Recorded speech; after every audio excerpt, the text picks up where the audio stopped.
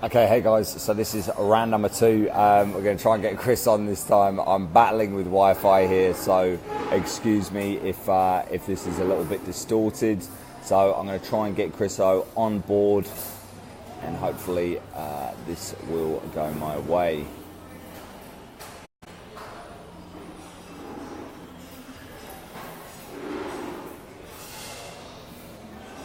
Let's see if this is going to work.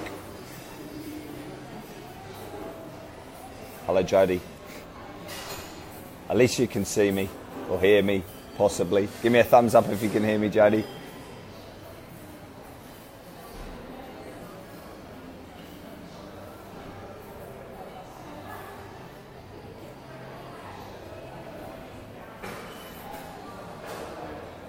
Chris, give me a thumbs up, mate. He wants to be here. Need to get you on, brother. Approve. You just weren't approved, mate. I don't know which it was. How you going? Oh, hello, mate. We made it. Sorry about it. Sorry, we made it. I'm battling with hotel Wi-Fi right now, man. So that's all right. Sorry about that. That's right. Let's jump in. All right, let's do this. So the topic today is nutrient timing. Now, I get this asked quite a lot about when should people eat? You know, is it important? How much should they be eating? Is post-workout nutrition important? And we're talking about for the general sort of everyday athlete, and then maybe give us a lowdown on somebody who is a serious athlete, you know, who actually is, you know, a competitive athlete, if you will. Yeah, sure thing. Okay, so nutrient timing it's applicable, but it's not as applicable or as necessary. But let's jump in. There's two ways to approach this. I'll talk about one today, maybe another one on Monday. Yep. The key takeaway here is post-training, you have an increased protein synthesis rate. So post-training is when you would eat more protein.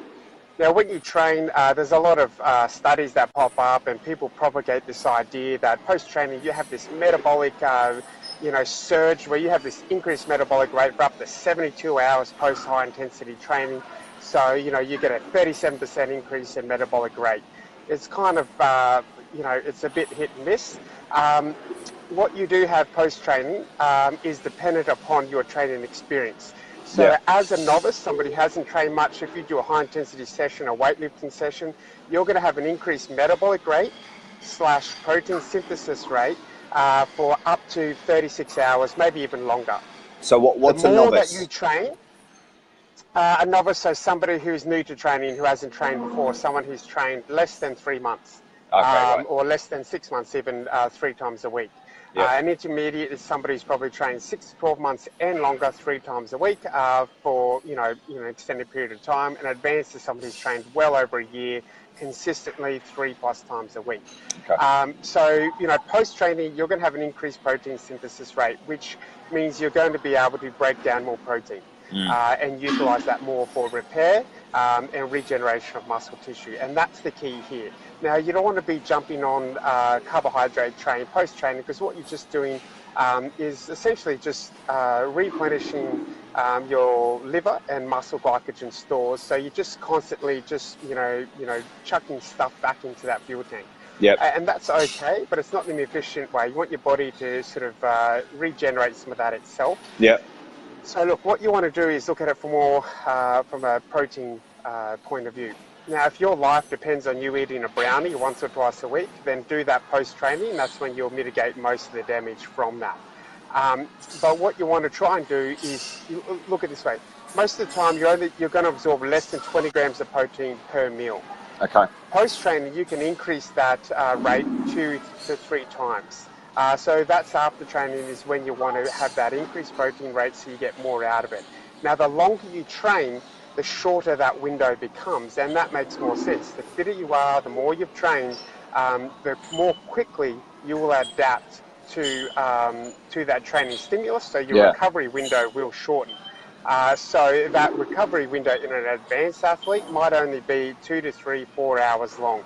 In an intermediate athlete, somebody who's been training 6 to 12 months consistently, 3 to 5 times a week, you're looking at sort of under 7 hours. And even intermediate, the more times they do these sessions, that window is going to very quickly drop back, which is why in novices, you get such quick gains over a 12-week period.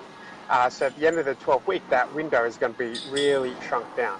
Yeah. So look at it from a protein synthesis rate. Post-training, increase your protein intake. So have a little bit of carbs, certainly, and have your moderate intake of good quality fats. And that's going to be the most efficient way to look at meal timing. Okay, so just a couple of questions here, and I'll try and keep them short. So I can hear a few people sort of thinking, yeah, but, you know, I'm lifting weights, I'm doing heavy weights, I'm a power lifter, I'm a weightlifter, I've been on this gravy train of you know, the maltodextrins, the dextrose post-workout. I need 100 grams of carbs, fast carbs after I train, otherwise I'm never going to hit a PR again. Like, what's your opinion on that? Look, I think it's unnecessary. You know, when you put yourself into, you know, in ketosis, for example, your body can produce its own carbohydrate molecule. Yeah, right. So, you know, you almost, you know, it negates that principle to a degree. You know, the carbohydrate will replenish itself from your daily intake of foods within several hours. So unless you're going to be doing another incredibly high intensity session within 3 to 7 hours of that session, it's not necessary. If you have your good quality carbohydrates from your 6 to 9 cups of vegetables a day, you're going to be. The other thing is, post-training, there's a lot of inflammation. Inflammation is good post-training because that causes your body to adapt to the stress and seeks recovery and repair.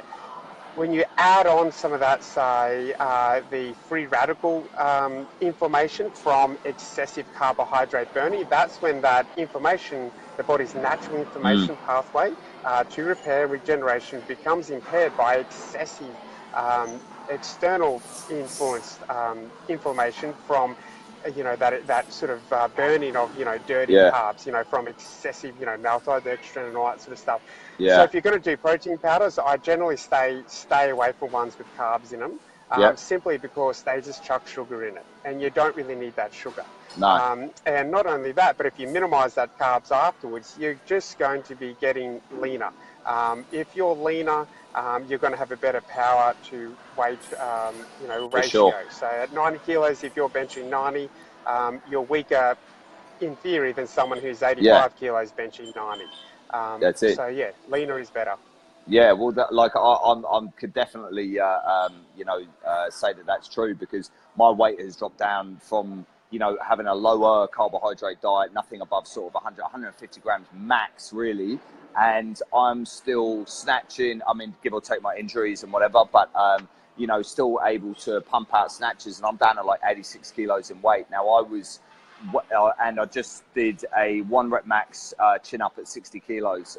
So, you know, with 60 kilos attached to me. So my strength has actually increased by rights because my weight has gone down, and I haven't been smashing carbs. I used to think that I'd have to smash carbs after I trained and, you know, pump all this stuff into me after I trained. And realistically, going by the advice that you've given me, it's proving the point that that's completely incorrect, and it doesn't help at all.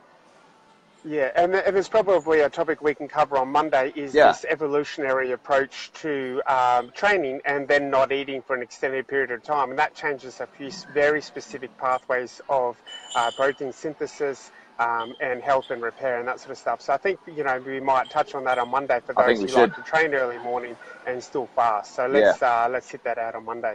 Awesome. All right, we've already got Monday sorted. All right, Chris, thank you very much for that. That was some gold information, guys. I hope you enjoyed it, and enjoy your weekend, guys, and you, Chris. Thanks. Thanks, fella.